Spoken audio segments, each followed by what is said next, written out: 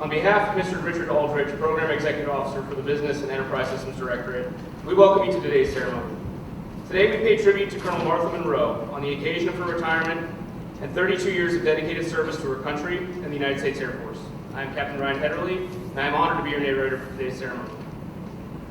We are pleased to have with us today a number of special guests. We ask that you please hold any applause until the end. We welcome Colonel Monroe's husband, Mr. Michael Travelin, her children, Michael and Noah, Ms. Kate Hogan, Speaker Pro Tempore, Massachusetts House of Representatives, Mr. Steve Wirt, PEO Digital, Mr. Scott Owens, Deputy Program Executive Officer for C3INA, and our presiding official for today's ceremony, Program Executive Officer for Business Enterprise Systems, Mr. Richard Aldrich. We welcome many more family members, friends, and colleagues who are here today, both in person and virtually.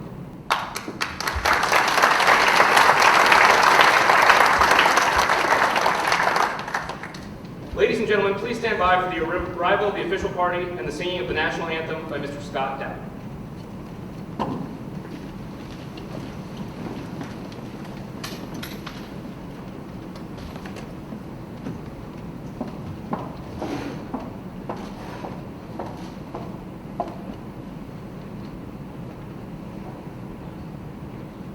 Oh, say, can you see by the dawn's early light what so proudly we hailed at the twilight's last gleaming, whose broad stripes and bright stars through the perilous fight o'er the ramparts we watched were so gallantly streaming, and the rocket's red glare, the bombs bursting in air, gave proof through the night that our flag was still there. Oh, say, does that star-spangled banner yet wave o'er the land of the free and the home of the brave?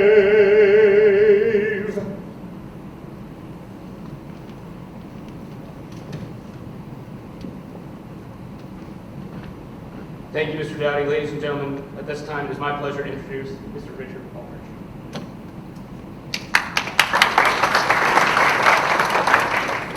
This is pretty confining, but we'll make it work. So, first off, Martha, thank you for asking me to do this. These are always exciting to do, and just I feel honored, right? Because there's a lot of people that you could ask to do this. It's always awesome to be able to do it for someone not only that you've worked with twice, but that you're good friends with and has been friends with for almost a couple decades. To include her husband, Mike, was able to work with Mike, and we got to be good friends. So it's just awesome to be able to do this for the family. So thanks, Martha, for asking me to do this. But Congresswoman Hogan, thanks for being here. Scott Owens, Steve Wirt, Michael, Noah, thanks for everybody being here, friends and family. And I know that there's many online that couldn't be here today, but we know that you're with her in spirit for this awesome opportunity and this great event in her career and in her life.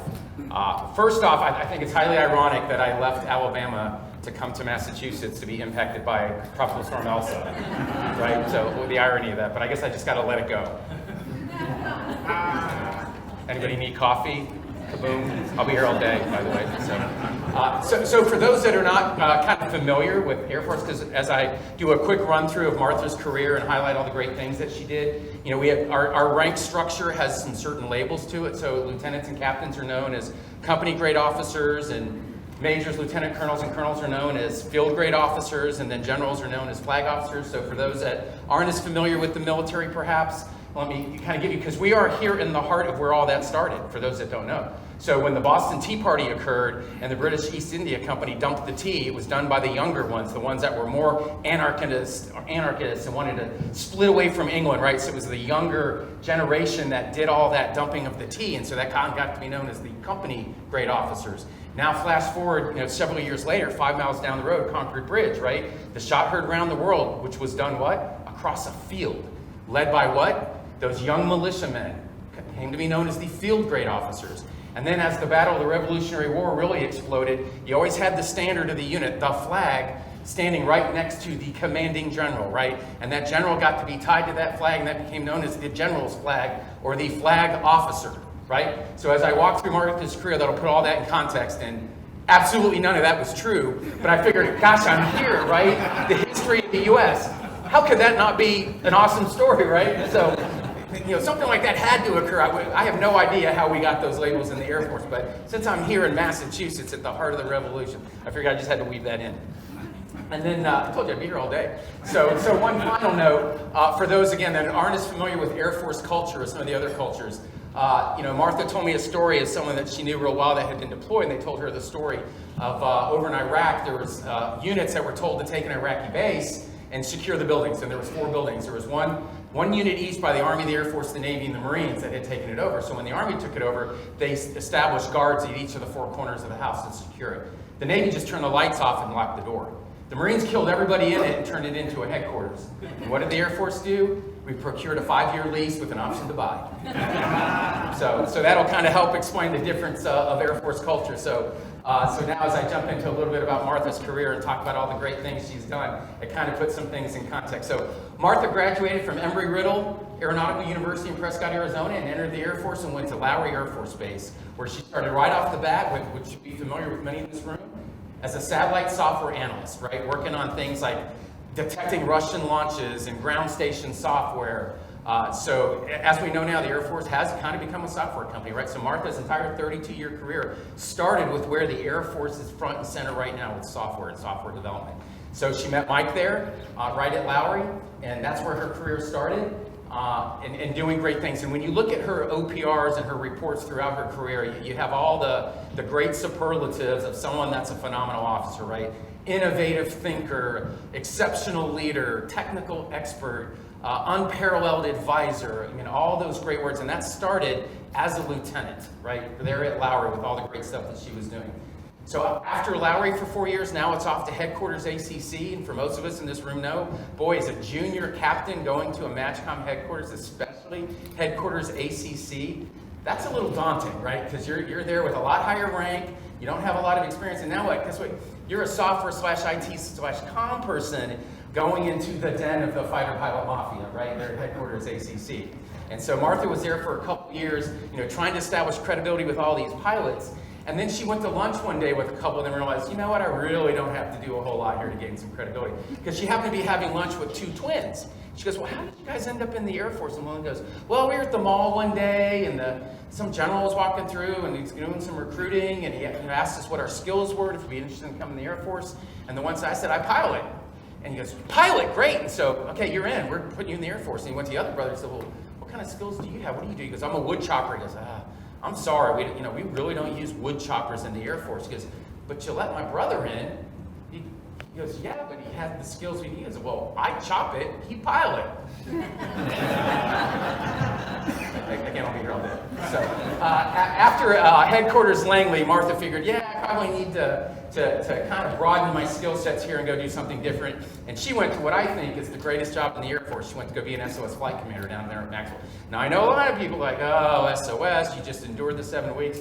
But I'll tell you, and I think Martha would agree, we always say the only true graduates of SOS are the faculty, because you get to watch a 7-week microcosm of leadership 5 times a year. So multiply that by 4 years, and you're seeing you get to learn a lot of lessons that you didn't have to go through, but you're watching in the classroom, you're watching the conversations, you're watching how they execute, and it is a phenomenal leadership laboratory for faculty. You get to really see a lot. And it's very clear that from that experience, Martha took a lot of those leadership lessons learned for the rest of her career. That's also where Michael was born.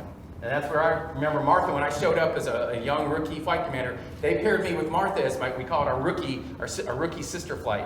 And it's clear why they paired me with Martha, because I'm a little up and down on a roller coaster, right? Emotions on my sleeves, a high excitable guy. And Martha's always like, it's not about you, it's about them.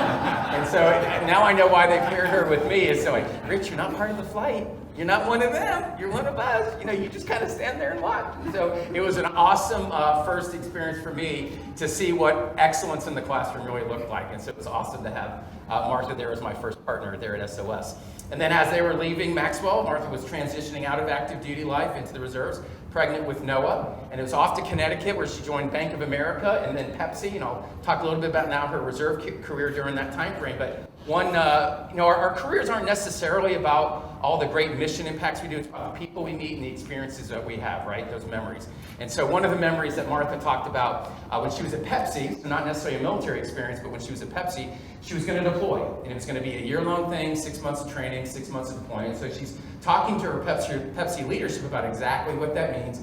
And so they came back and said, hey, we talked to the CEO of Pepsi. We think it's a great thing that you're doing, but gosh, it's going to be hard on the family. You're going to be gone for a year. So while 6 months you're down at training, we've got a house down, a corporate house. We want to send the family down there with you so they could spend time with you. And Martha just was really touched by that. She thought that was an awesome story. And all I could think about is, wow, it's a good thing for her military career she didn't work for Coca-Cola, because the 6 months at the Coke house would be a little hard to explain. So good thing that she was working for Pepsi. But during the time that she was in Connecticut working for Bank of America and Pepsi, she was also a reservist down at DLA at Fort Belvoir, which is a Defense Logistics Agency. That's where Martha really, as a jack of all trades. I mean, that's now in her career. When you look at that point in her career on Ford, she does everything, and she does it phenomenally well. So for those that don't know about Defense Logistics Agency, 2/3 of all the IT systems in the entire DoD have something to do with logistics. So there's a massive IT software footprint at DLA. So I have a peer down there who's a PEO for systems, just like I'm the PEO for Air Force systems. On the business side. So I know the extent of that portfolio down there. So Martha hit the ground running as a reservist, not only helping them kind of corral all the reserve forces in place in terms of helping with reserve readiness, which is no small feat when you've got reservists scattered all over the world supporting DOA. So she kind of got that under control. But it was also now starting to help on the business system side. So there's over 1,000 systems that DOA manages, and they got someone of Martha's expertise that at a very young age, starting with satellite systems, and now moving through her headquarters strategic planning mind, combining those now to what the work was being done at DLA. So after 5 years at DLA, now where does she land? She lands up here at Hanscom Air Force Base, right, where she's now spent the bulk of the rest of her career. So 9 years, a little bit of mix of Ron Mason and Steve Word, and whatever name the organization has had over those 9 years, and there's been several. And there again, jack of all trades, right, supporting everything from mission planning, which, when she was at ACC, she was doing the strategy and the planning and the training stuff on the headquarters side for mission planning systems. Now she's on the execution side, actually procuring and delivering those on behalf of ACC and the other MATCHCOMs. Weather systems, AWACS, you look at everything she's done. A lot of IG support. So I don't know if people know, but Martha's like a CPI expert, a continuous process improvement expert. If you need something fixed or changed because it's a bad process or a bad organizational structure, she is one of the masters to go to because she thinks through things so logically and beautifully. And obviously Steve Work tapped into that, and she did a lot of great IT support.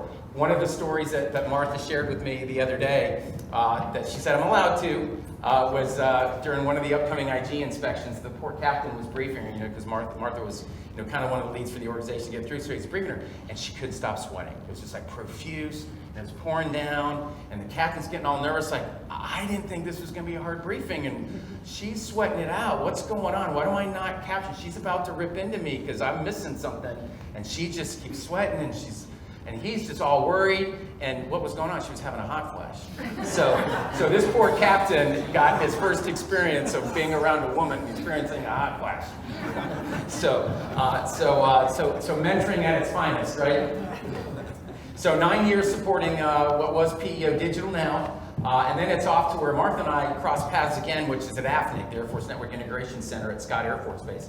So the commander had just been given the charge of a 50% manning cut at AFNIC, and so she charged me with, you figure out what the carnage is, right, with all the billets cut and now the mission and how we're going to do it. So Martha comes in now as our IMA. I'm like, yay, I've got a process improvement expert because I don't know how to weave through all this. So it was great having Martha as a partner in crime, that as we're trying to deal with an organization whose mission didn't go away and half the people were cut, how are we going to execute? It's everything from processes to tools to organizational structure. Man, we had to unbury all of it and then lay a path forward. So, as you move up, you don't have as many friends, right? There's not as many people to talk to because they expect you to have the answers. So you can't go down to all lieutenants and GS-12s in the organization say, I don't know what I'm doing, give me some inputs, right? So it was great having Martha, like, hey Martha, what do you think about this? Hey Martha, what do you think about that? Oh, that's a great idea, you're absolutely right. And when I was there full time, so you kind of get to know the people and you kind of like them, and you're making really hard career choices for some of them. So it was really nice when Martha would come in to do her reserve duty. I'm like, Martha, I think this is going to be a hard decision. What do you think? She could kind of strip out the human factor, and I don't mean human from a caring factor, but just they're not friends of hers because she doesn't know them as well as I do. She goes, right, Rich, no, that's the right thing to do for the Air Force. Yeah, it's going to be hard for them, but the Air Force will take care of them. They're not going to be out on the street. They'll just be at another organization on the base. And so it's always good to have that sounding board for me. And that's also where Mike was for a period of time as an IMA. So I think we had Mike first, and then we had Martha. So we had both in the same period of time, right? Actually, you might have been there the whole time, right? I think.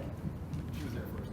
Oh, she was there first, and then you came. I stayed. See, when you get old, you just kind of lose track of things. But it was awesome being able to work with both of them, and I'm glad we had that period of time to do that.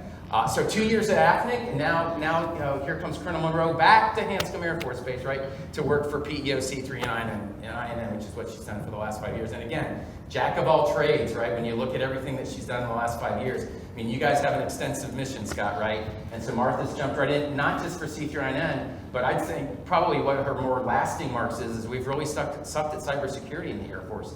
And Martha, working hand in hand with AFRL and the Crow's office has really been, I know she's worked on a lot of my programs in terms of doing those red team tests and those penetration tests to really look at where our vulnerabilities are and fixing things so that bad people can't come in and do bad things to us with our software.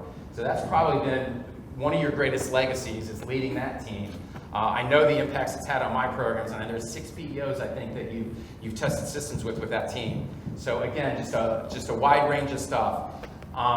This isn't about me, so I'm ramping up down. Now this is about handing this over to Martha and her family. This is a celebration of her career and all the folks that she wants to thank. But again, thank you, Martha. You've had a phenomenal career. I'm so blessed and honored to call you my friend and a fellow coworker over the years. And I couldn't be happier for you because you have certainly left a mark on the Air Force.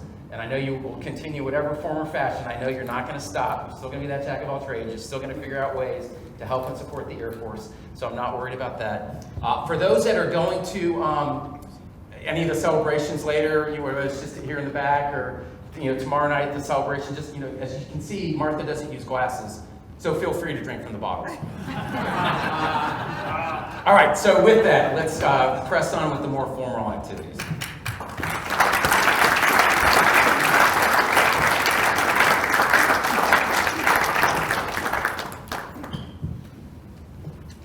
Thank you, Mr. Aldridge. Ladies and gentlemen, Mr. Aldridge will now present the Legion of Merit. Colonel Monroe, please join Mr. Aldridge at the stage. I tell everyone to stand, which you just did.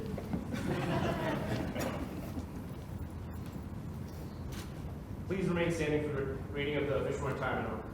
Citation to accompany the award of the Legion of Merit to Colonel Martha M. Monroe. Colonel Martha M. Monroe distinguished herself by exceptionally meritorious conduct and the performance of outstanding service to the United States as the individual mobilization augmentee to the Program Executive Officer, Command Control, Communications, Intelligence, and Networks Directorate, Hanscom Air Force Base, Massachusetts, from 1 January 2016 to 31 May 2021. During this period, the exemplary ability, diligence, and devotion to duty of Colonel Monroe were instrumental factors in the resolution of many complex problems of major importance to the Air Force. Colonel Monroe's superb cyber expertise guided the development of the $299 million Collaboration Pathfinder program and enabled the Department of the Air Force migration of 108,000 users to the commercial cloud. Colonel Monroe supported the Air Force Chief Information Officer by developing a Joint Information Environment Application Rationalization Strategy and funding plan for migration to the Common Computing Environment, relocating 140 applications, employing $719 million effort. Colonel Monroe's visionary leadership and dedicated efforts were instrumental to the advancement of the cybersecurity for numerous Air Force weapon systems. Her stalwart leadership allowed her to gallantly lead a dispersed total force team of over 70 members to perform cyber vulnerability assessments across 30 major acquisition programs, lowering risk and improving mission assurance for more than $1.1 trillion of Air Force assets. Colonel Monroe led the first ever cyber vulnerability assessment of the $52 billion KC-46A, identifying 4 mission critical vulnerabilities and setting the testing standard for the Office of the Secretary of Defense, Director of Test and Evaluation. Colonel Monroe's extraordinary efforts to synergize Department of the Air Force organizations produced a new mission-based cyber risk assessment process, endorsed by the Assistant Secretary of the Air Force for Acquisition Technology and Logistics for execution across the entire Air Force. She fostered integrated teams and cooperation amongst the acquisition test and operational and support communities, and positively influenced the evolution of future cyber considerations spanning the life cycle of all Air Force programs. The singular distinctive accomplishments of Colonel Monroe culminate a long distinguished career in the service of her country and reflect great credit upon herself and the United States Air Force.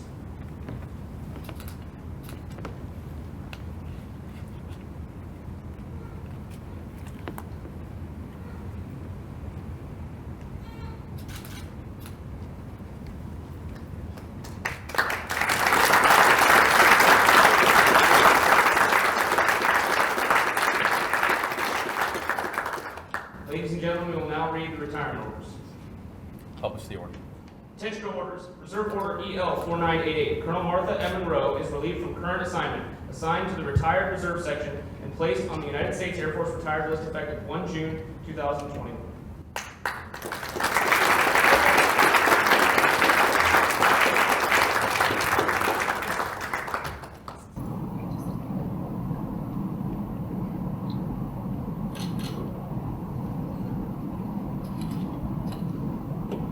Ladies and gentlemen, please be seated.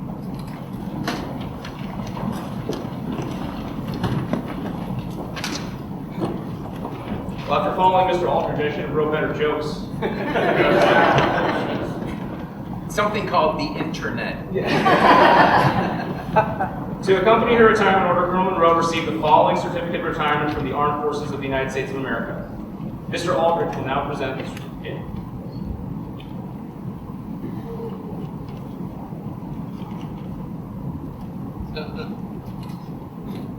The other blue folder.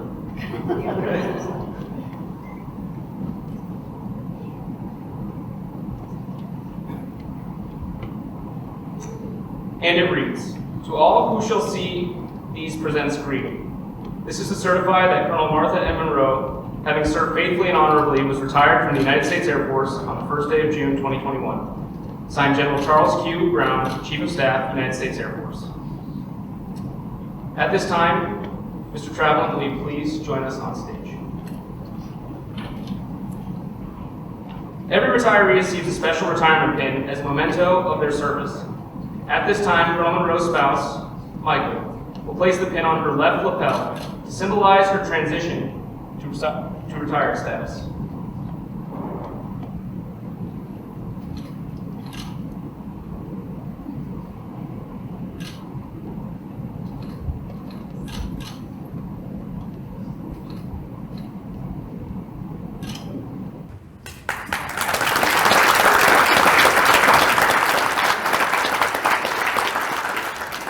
In addition, Mr. Aldridge would like to present Michael with a certificate of appreciation from the Chief Master Sergeant of the Air Force. And it reads, on behalf of the Air Force Airmen and their families, the Chief Master Sergeant of the Air Force presents this certificate in appreciation to Michael Travelin. I join your spouse, family, and friends in thanking you for the numerous contributions and sacrifices you have made in support of our United States Air Force. Your dedication gave strength and purpose to your spouse's service in defense of our nation. Signed, Joanne S. Bass, Chief Master Sergeant of the Air Force.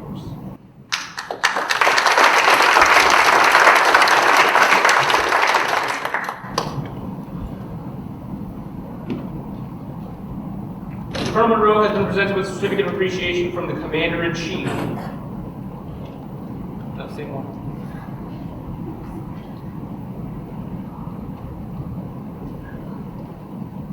Colonel Martha M. Monroe, I extend to you my personal thanks and the sincere appreciation of our nation for your honorable service.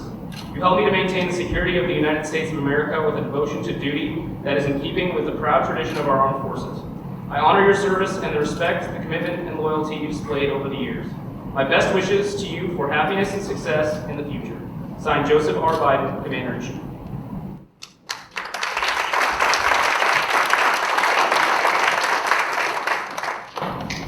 Additionally, Colonel Monroe received a certificate of appreciation from two former Commander-in-Chiefs, which read, I extend to you my personal thanks and the sincere appreciation of our grateful nation for your contribution of honorable service to our country. You have helped maintain the security of the nation during a critical time in its history with a devotion to duty and a spirit of sacrifice in keeping with the proud traditions of the military service. I trust that in the coming years you will maintain an active interest in the armed forces and the purpose for which you serve. Those who follow in your footsteps will draw inspiration from your commitment, dedication, and sacrifices made to ensure the protection of our American freedoms. My best wishes to you for happiness and success in the future. Donald Trump, Mayor.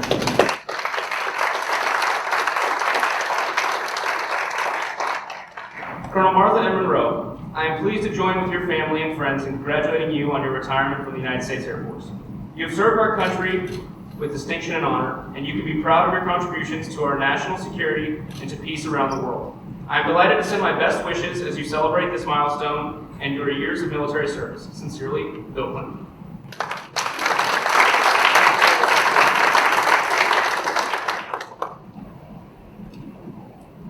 Additionally, Colonel Monroe also received a certificate of appreciation from the Chief Master Sergeant of the Air Force, which reads, I am proud to join your friends and family in congratulating you on your retirement from the United States Air Force. The achievements and contributions you have made throughout your career are indicative of the core values of our great service. Your retirement is well deserved, but your selfless contributions will be sorely missed. On behalf of all airmen, thank you for your faithful and devoted service to our nation as this chapter in your life closes and a new one begins. I hope the years ahead are filled with more great memories and continued success. Signed, Joan S. Bass, Chief Master Sergeant of the Air Force.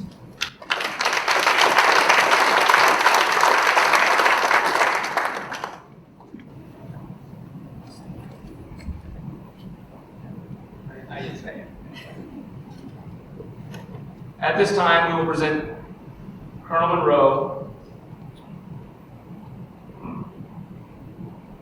something. Yes.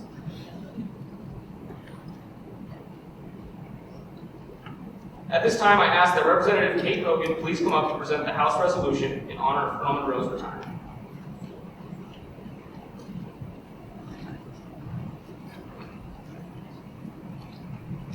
Colonel Monroe, I am very honored to be here today, and I see that a country that is well served shows their gratitude. And so I humbly stand before you as someone from your town that is always and has always been grateful for your service, but also grateful for all you do for the veterans in our town, to remember them and to remember those who have made their last devotion.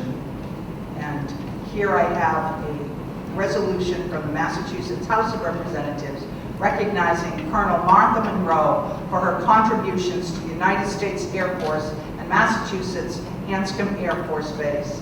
Whereas Colonel Martha Monroe has served in the United States Air Force for 32 years, most recently serving with distinction as Senior Individual Mobilization Augmentee Command, Control, Communications, Intelligence, and Network Directorate to the Air Force Life Cycle Management Center, Hanscom Air Force Base. And in this critical leadership role, Colonel Monroe directed 2,600 military, civilian, and contractor personnel and served as liaison to numerous officers, working groups, and military leaders. Throughout her career in the Air Force, Colonel Martha Monroe has earned promotions in rank, rising from second lieutenant to colonel over the past 32 years. She is a graduate of the master's degree in resource management. She has received the following decorations: Legion of Merit, Meritorious Service Medal, 4 Oak Leaf Clusters, Joint and Air Force 2 Oak Leaf Clusters, and Commendation Medals.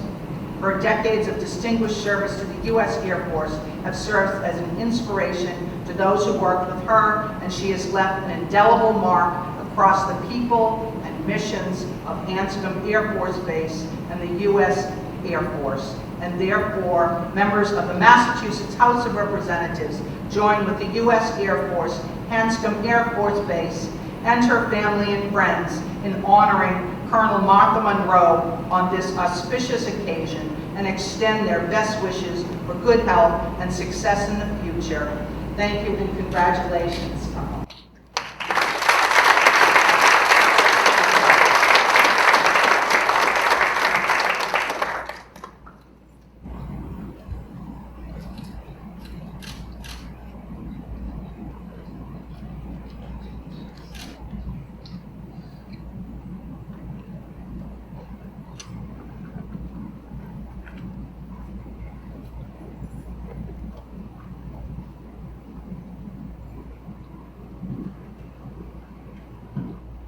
Okay, this one's working.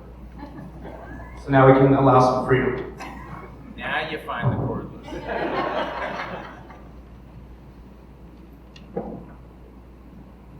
Thank you, Representative Bowden. In addition to all these accolades, multiple organizations saw fit to present Colonel Monroe with their own tokens of appreciation. First up, Mr. Aldridge, presenting on behalf of the Chief Data Officer of the United States Air Force.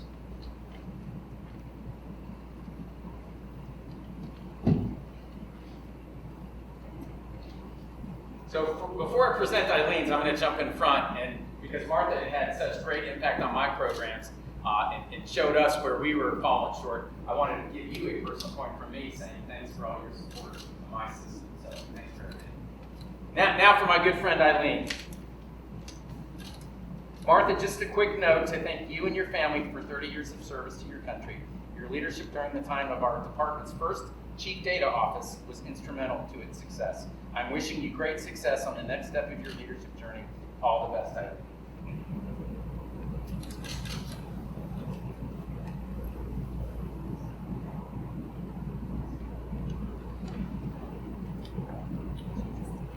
Thank you, Mr. Aldridge. Next, we have Mr. Owens presenting a gift from C3IN. I wanted to pick up on some of the things that we heard from Mr. Aldridge in Colonel Monroe's last position, which is the Senior Advisor for Major General Schmidt. So I'm representing him today in the men and women of the C3INN Directorate. Many hats are involved in her responsibility. There are 3 elements of the total force. We're very familiar with the active duty, the civilian, but the third leg of that triad is the reserve component. So Martha's responsibility was to help General Schmidt integrate all that diversity of talent into, in our case, our mission in HM. And that's interesting sport. Because 2/3 of that total force have no idea or very little experience with reservists. So Martha's job was not just being the adult supervision for the reservists, making sure, they were getting through the process, training, requesting mandates, all of those things that are involved in allowing reservists to serve. But maybe the bigger challenge was educating us. So Martha, spent a lot of time with the other members of the leadership team in helping us help ourselves. The other important aspect on Colonel Monroe's watch is what's kind of exploded as a result of Mr. Wirt's work, and that is the enterprise software development ecosystem. So on Martha's watch, she was key in integrating that talent because it didn't necessarily exist in our current teams. So a lot of effort is involved in, finding that talent wherever it exists, wherever it lives, and oftentimes those are reservists. So, a lot of effort to do something pretty important for the Air Force. And that behind-the-scenes role, often doesn't get written about or talked about, but assembling a team is a pretty big deal. The second thing I want to say is we heard a lot of technical expertise. I could not even understand all of it, particularly in the cyber domain. But what I wanted to do is just mention a little bit about Colonel Monroe, the leader. Not just as a member of General Schmidt's leadership team, but you could just see the passion, and Mr. Aldridge talked about it as well. And I want to just talk about a couple of aspects of that. Probably I'll start with the last. So I remember when I retired and started to get a little, perspective and thinking about what's happened, what's left to do. one of the things Colonel Monroe did was help General Schmidt stand up and establish a women's forum because she saw that as missing. And as most of you know, unless you've been under a rock, getting the most from our teams, particularly the diversity challenges, quite frankly, that we have. Martha did not want to leave without making that sort of impact. And just a quick story, it was Zoom, virtual format. And, the beginning of the meeting, kind of started out, well enough. But what was great to see was the chat lighting up. There's the people on the camera, and their lips are moving, and maybe we care what they say, maybe not. But what was happening is that chat was lighting up, and people were connecting and feeding questions, and it was just the perfect solution. It's exactly what we needed. So in addition to the many heroics you pulled off helping individuals with a complex system, I just wanted to make sure your friends and coworkers knew about the personal stuff, and that's what we're really gonna miss a lot. Some of that recognition that Mr. Aldridge talked about, those awards, another thing Colonel Monroe had a hand in making sure the teams were recognized. So not just a member of the team, she's the reason the team gets recognized. And that personal leadership and investment, is more important than the technical stuff that many of us couldn't understand. So with that, I think you're probably the second person to receive the reboot of the HN Presento, but on behalf of the men and women of HN, thank you so much, not just what you've done lately for HN, but your service to our Air Force and country. And you're part of the HN Alumni Club, so we hope this is the last time we see you.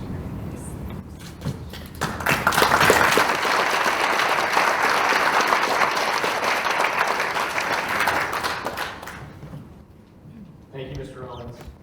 Next, will Colonel Michael Clark please come up to present on behalf of the Air Force Senior Scientist for Information Assurance. Oh, yeah. I don't know how I'm going to do that. Good luck. All right, so first, I have to say thank you, Martha, for having us all show up in service dress, because nothing says Great Air Force Day like wet polyester. Smell it. Ah, yeah. One day you'll get to have an umbrella. Yeah, maybe one of these days. Or maybe I'll get somebody like Mike that will carry the umbrella over top me and things like that. So I have the distinct honor of actually saying thank you on behalf of multiple organizations to Martha, but I have some stories to tell first. Oh, wait, I think you should Oh. use the mic. You want me to use the mic? Oh. So, Is Dr. Jabor online? Oh, good. Oh, okay. I want to make sure before I did any of the jokes. For those that don't know, Martha, this is a crazy thing. So, Scott, you really got kind of hosed in this deal. You had her as a senior IMA, but she never really worked for you. She worked for everybody else out there. It seemed like everybody wanted a piece of Martha because of what Mr. Aldridge was referring to, that background, that experience, that ability to process and prove things. Everybody wanted a piece of that. And I laughed because when I first met Martha, it was through the IMA channels, and she said, yeah, I'm assigned to Hanscom, but yet at the time she was on orders for Afotech, supporting a cyber initiative, working for program offices. I'm like, wait, what?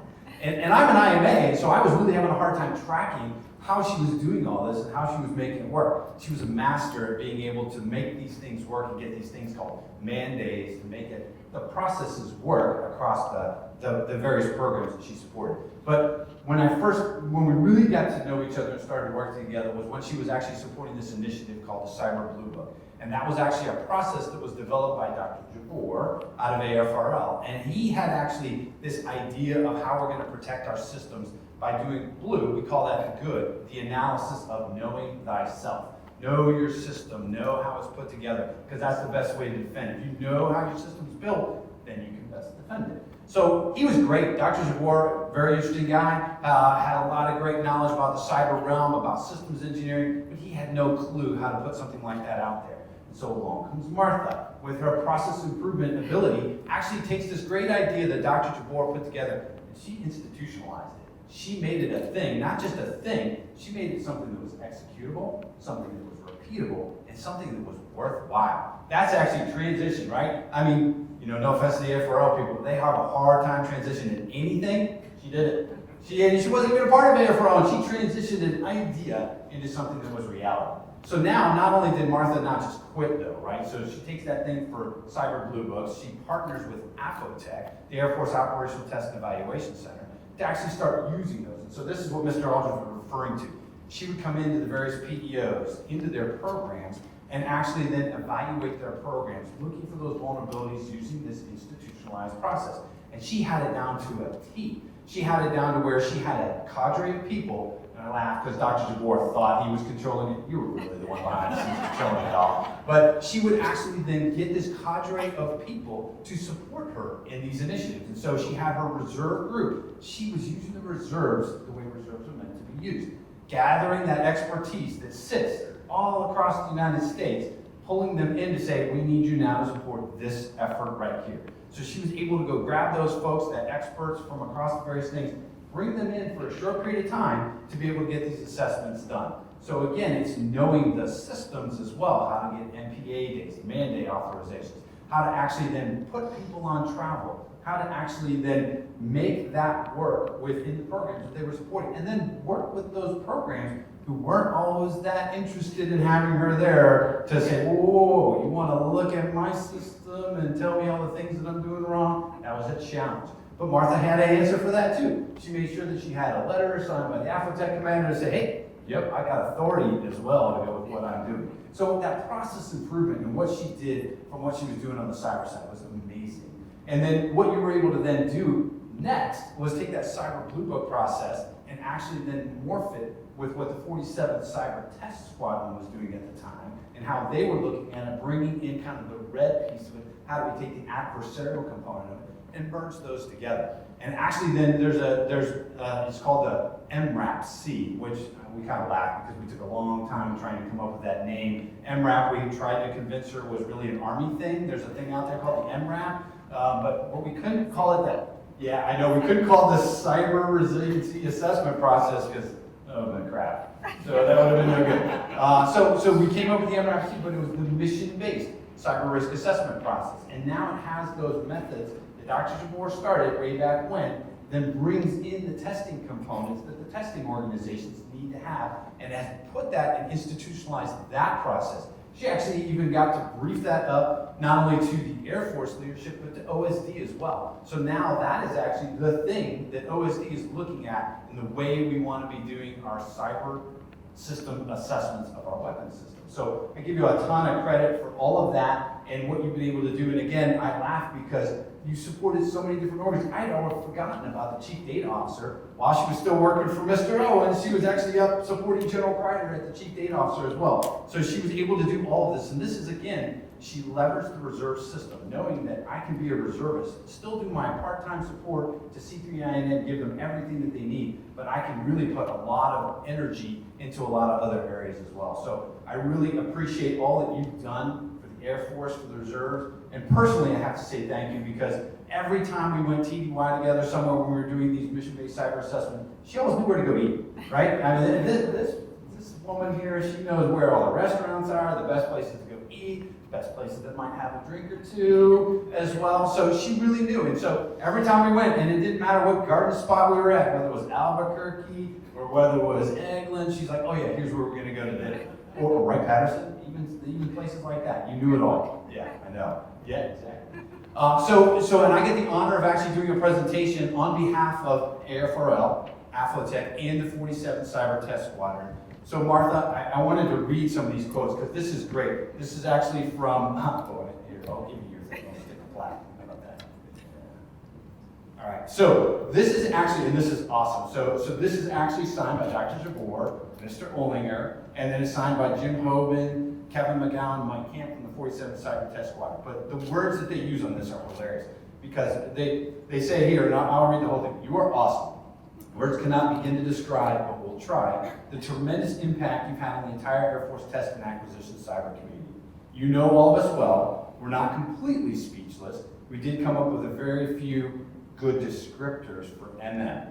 grace under fire, commanding accountability. When not, individual voted off the island. Never sugarcoated anything. Brutally honest. Always knew where you stood with her. Gave no ground on her cyber principles. Don't mess with Martha. Love that one.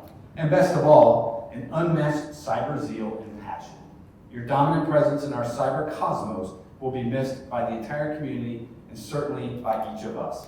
We wish you the very best and tremendous success in your future endeavors as MMLLC. May cyber always be with you. You're forever and grateful fellow cyber. So that's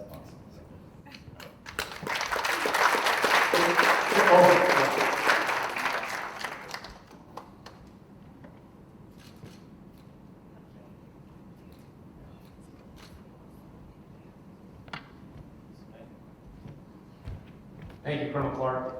Here to present on behalf of the Air Force Operational Test and Evaluation Center is Ms. Jennifer Glass Doyle, Captain Anthony Coyne Rose, and Captain Adam Thor Harris.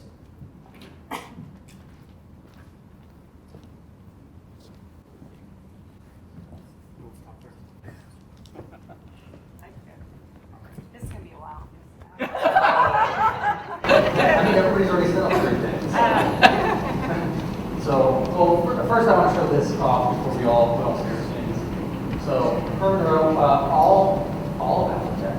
So, General Seniors, all the deck commanders will all put together this plaque for you that has all their points and some nice words at the top. It says Colonel Martha Monroe, Afrotech Blue Book and MRFC leader, Total Force Cyber, Trailblazer. Thanks for your wisdom, tenacity, and leadership. So.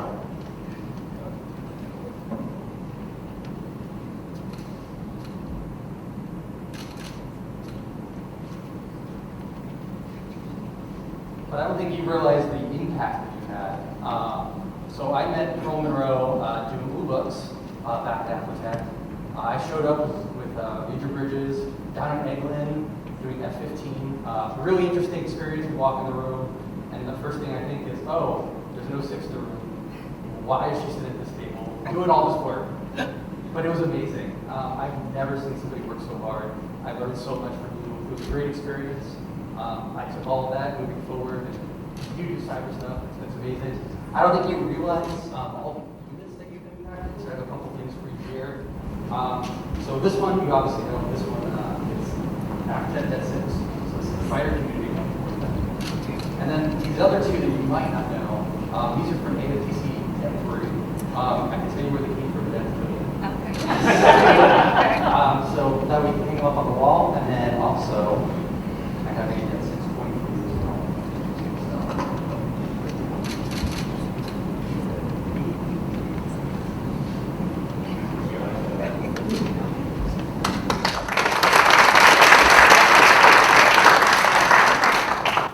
I'll try not to. Well, so it is less. But I guess thankfully or not, as I'm sitting here thinking through everything I want to say, Mr. Aldridge starts talking about, well, those are my programs too. And so that I don't have to talk about that. Oh, and then Colonel Clark explained. Right, Colonel Clark explained, well, here's the process as we went from Blue Book to Catwick. Okay, well, I don't have to talk about that. So I can talk about it without having to explain it. So I'm really excited. So I was actually at the kickoff for Blue Books, sitting next to Colonel Monroe, and first I'm like, okay, I'm sitting next to this Colonel. Why is there no stick sitting here with all these worker bee types? But it was a big deal. It was a big kickoff. And what I actually came out of that was, how come my debt has the major and that debt has the 06? This seems very unfair. We have lots of programs. I've got, Mr. Aldridge's programs and Mr. Word's programs and like anything that's not a plane or a spacecraft. Like, how come I don't have the 06? But what ended up happening is things started progressing, and as you took over, she just owned all the process. So she was in charge of everything and everybody, and it's just been absolutely fabulous. With that, she had this cool thing in her hair, and I'm like, where did she get that? So even in her uniform, she had style. Like I had to go find it, I had to go get it. But from kickoff with Blue Books and all the work with Catwick and MRFC, and you say she's going around and convincing everyone to do this stuff. We called it the Kiss, or I guess General Brewer called it the Kiss the Ring Tour. Convincing everybody, this is what we need to do. This is the best thing. And that letter that got us in the rooms, that convince folks that, yes, for real, we're the Air Force, we're here to help, but we're not going to keep bothering you. We're going to, this is operational test, we're pushing it left, we're pushing it far, so we can make sure that the systems we have will work when we need them to work. And, across my 54 programs I think that we have now, it's some level touched all of them. Because not only have you led us, you've done the heavy lifting, the heavy working, all that hard effort, and like you said, she's put in the effort to make sure we get the awards. My name's on awards because she did the hard work, because she did that effort in leading us in that total force, and she believes in it, and she believes in the systems, and she believes in the mission. And I've learned so much from you over the, 7 years or so that we've known each other, and I am so grateful. So thank you very much.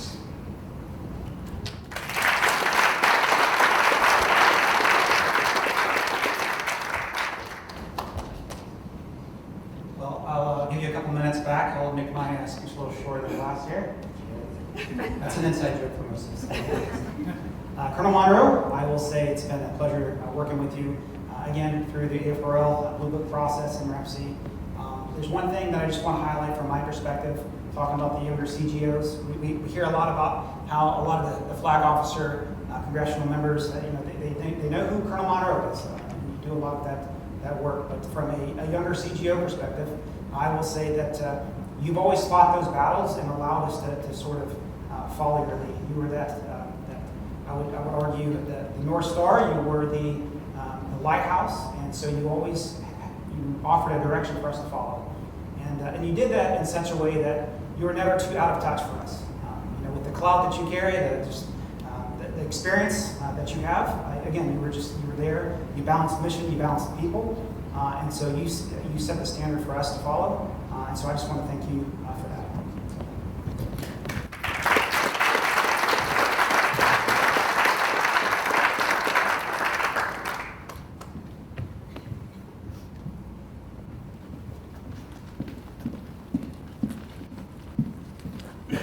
Thank you, Ms. Doyle, Captain Rose, and Captain Harris. So we have a shadow box here that has a flag in it.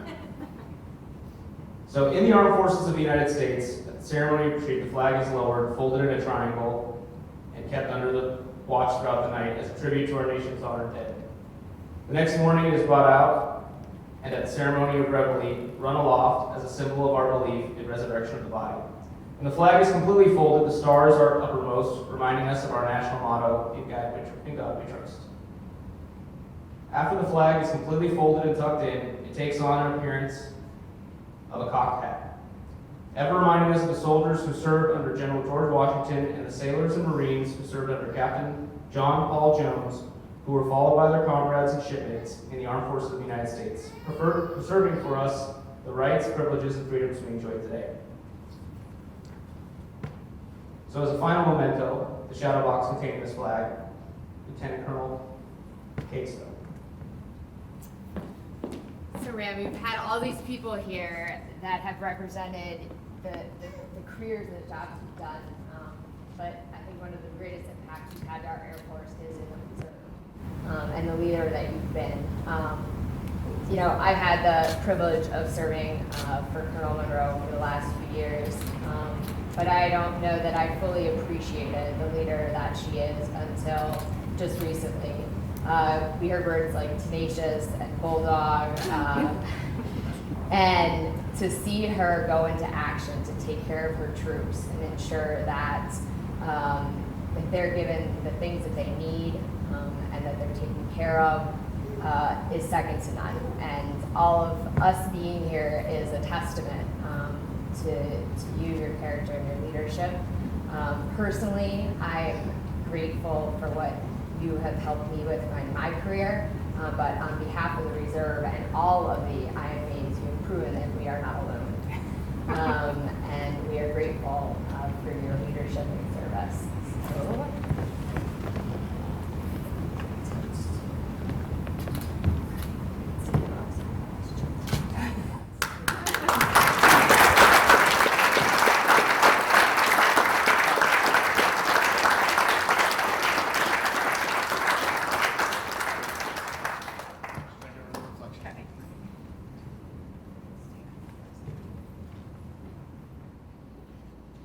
Ladies and gentlemen, it is now my distinct honor to present Colonel Martha Monroe, United States Air Force, retired.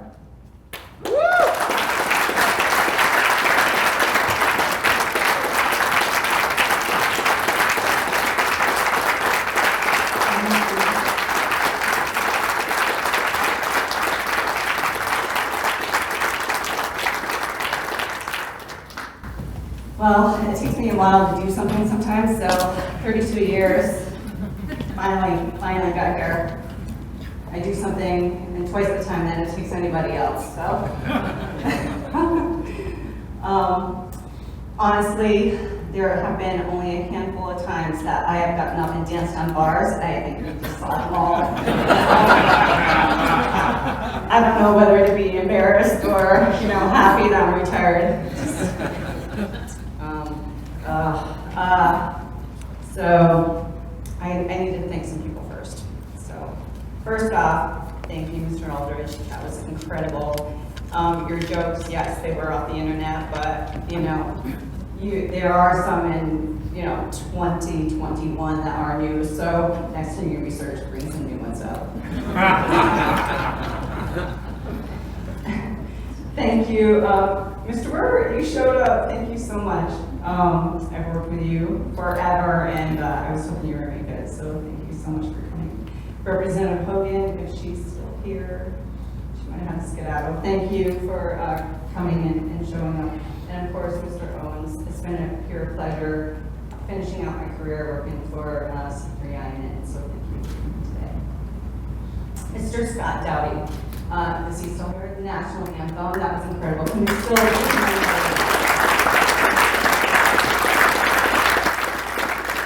do it on cappella? That was probably scary, but you did a fantastic job.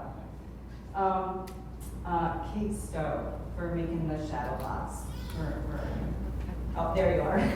Thank you so much for doing it. I know how hard it is and the hard work it takes, and the little fingers and the little glue, and I'm not sure if you have skin left on them, but thank you for doing that. The ceremony help, Mr. Wyatt, Mr. Herlihy, Mr. Berry, Mr. Mackey, Master Sergeant Robichaud, Airman First Class Knight, Ms. Priest, Ms. Story, Mr. Jalbert, and Mr. Guerrera, and Jonathan Daisy for filming. And of course, couldn't have done this without Captain Heatherly, so thank you so much for helping out. Can we please give them a round of applause?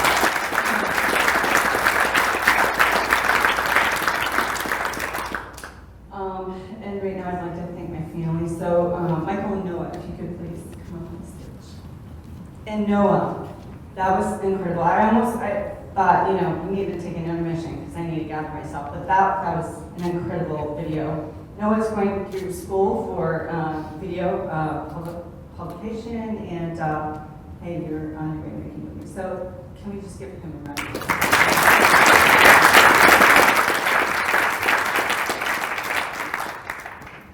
So I just want to say men have it easy in life, period. Overall. So you don't have to have babies, you don't have to go through menopause, you don't have to sweat and almost pass out when somebody's briefing you, all of those things. And on top of it, the little things too, like at promotion ceremonies or retirement ceremonies, usually the man is retiring, he stands up and he gives his family flowers, if, the wife and the daughters, and it's easy because he doesn't have to think about it yet. Okay, so for the last 20, plus years, I have had to be innovative in my gift giving every time we do something like this. So no flowers, because I knew you guys would appreciate it. So instead, they've been doing awesome at the gym, so I got them a bunch of powerlifting bars and protein buildings.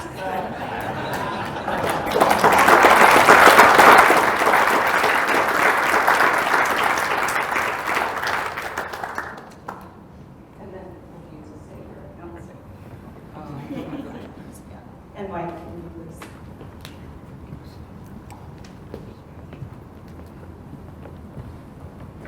So Mike, you were easy. Because Mike, yes. Because Mike likes alcohol like I do. So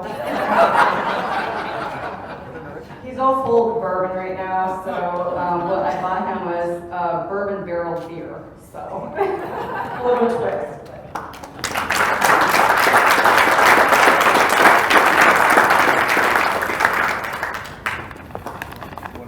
Oh yeah, you want to put the bags down.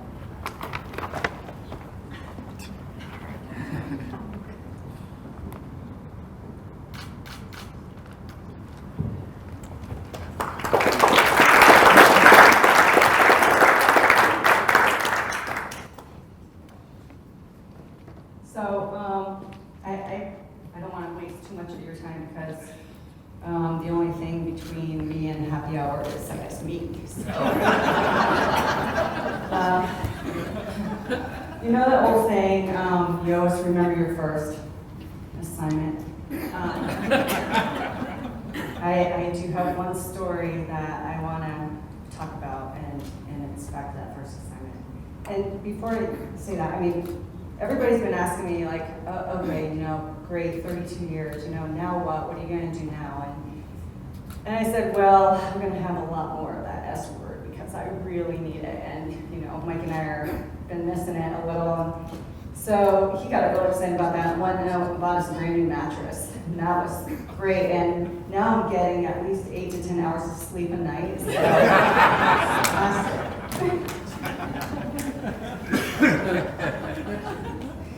But over 32 years, you grow, you develop, you know, think about things in a different perspective. And being a second lieutenant at Lowry Air Force Base, my first assignment, I was in a building with no windows, one door, a fence around it, guys with guns, and a turnstile that you had to get through with a badge and have a secret password. And I got there in October in Denver. When you got there in the morning, it was dark. When you left at night, it was dark. And so we had a very long time of darkness. And I'm working with a bunch of engineers and software developers, pretty geeky people to be locked in with for a long time, all day long, and never see the sunshine. And I would go past offices, and on the whiteboard, they would have drawn windows with sun. And that's how they, I don't know, their spare time made it through the day. So spring came, and it was great because then we could finally get outside. And we had this little sign-up sheet, and it was called Weeds and Seeds. And you could go outside as part of your day and go clean up. And I'm like, wow, that's what I want to do. I don't want to sit at my desk, like this is killing me. Let me outside and go clean. Well, everybody was laughing because I got selected to do it, and I didn't understand why. And I quickly did when I got out there, and they put a 60-pound weed whacker on my back, and I had to go around and try to weed whack, you know. And I'm looking at the building made of cement and the gate guard and the gates, and I'm like, oh my God, class outlawed, and now I'm here, and we've got a gate guard following me around, making sure that I clean everything and I can never leave. I'm like, I got 20 more years. So I was walking past a room one day, and there was someone retiring, and I'll never forget this. So this is, the one thing that kind of really impacted me. I was walking past this room, and a man is retiring, and I look in, and he's crying. He's standing here in front of everybody, and he's crying. And the first thing, I was horrified, because this is my first assignment, and I'm with warriors and men aren't supposed to cry. I mean, I was raised in a family where men do not cry, and people were tough, and they were strong, and they, held their own, and the men did too. And so, so I'm like, oh my gosh. And the second thought is, why is he crying? He's retired. Like, he doesn't have to go through another 20 years of this. And he should be happy because he gets money for free now. And he doesn't have to do anything. And then 32 years go by, and you start thinking differently. You think, it's not necessarily about money. It's not necessarily about getting to not have to do anything anymore. And why was he so upset that, you know, he was finally done? And really it comes down to, in my mind, three things, especially for the Air Force. And number one is the mission. There's no other mission out there or any organization that does what we do. I mean, we are the #1 country in the world, and we are definitely the #1 Air Force in the world. So to be able to do a mission like that and be part of that team, that's incredible. Second thing somebody brought up earlier is passion. You will not find the passion that you have here in this organization. I mean, everybody is devoted, everybody is motivated to do this mission and put forth their all. So, you know, that brings about camaraderie like no other. And then finally, the people. The people are what really makes it. And, you know, when you are ready to perhaps walk away from that and really realize you're gonna miss the people. And not just the people that you worked with, it's the people that you worked for and the people that worked for you. So the people that I worked for, some of them are in the room today. Ken, you're here, thank you. Maggie, you're here, thank you. You mentored me. And I believe that every person that you interact with gives you something, or you give them something. You know, they somehow impact your life. So when you work for people, you're either, you know, giving them something and helping them, or they are mentoring and helping them. And then the people that I work with, Rich, you know, so many. I mean, I remember us in a room writing on a whiteboard, and that whiteboard's a little round room, and all over it, trying to figure things out, and that was great. And Mike, you know, we have to overcome a lot. Oh, gosh. And just, you know, being able to have somebody walking beside you and supporting you, and Mark, gosh, thank you for coming, and all the work that you did. That really, you need a different perspective, because sometimes you dive in there too deep, and sometimes you get blinders on. And so to have people walking beside you, it's amazing. Jed, I mean, we went through SOS together, and we really needed some perspective during that time. So, yeah, and then, you know, people that work for you, you know, Rose, Ford, Jen, I mean, it was, you know, again, the willingness for you guys to say, okay, I'll follow you. I will, you know, I believe in you. I mean, that goes so far to be able to do that. So I think it doesn't matter what role you're in, you can always support somebody and give, it's a give back and forth to ensure that there's success. I also want to bring up, so we've lived here for 16 years now. I don't know if people are aware of it, but town of Stowe, and we made a lot of friends over the years. And the town itself, you know, has embraced us. We volunteered, done different things, but just the neighbors, the Hogans, the K-Rooses, thank you so much for coming. I mean, raising your kids and being able to support each other during that time, you know, it's hard. It's hard to have a family, have a job, and maybe travel and do all those things. So thank you. And Chantal Jean-Louis, that's awesome. And there's just, I could point out every single person in this room and say something great about you. Maria, you have so much, you've impacted the space so much. You've been here for 55 years, more, longer. And it's, you know, the lives that you've impacted in yourself. And Ed and Catherine, thank you so much for coming. You know, family is so important. So I guess, you know, just last thing, I just want to say, you know, God gave me this great life, thank you. And when you are interacting again with people, like, be the light.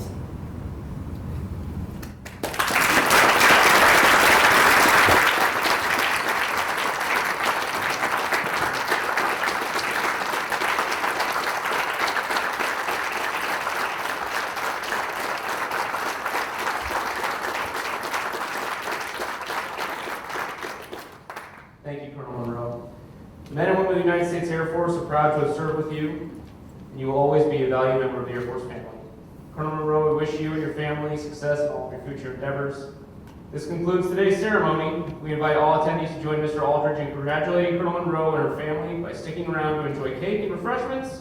Have a great Air Force Day.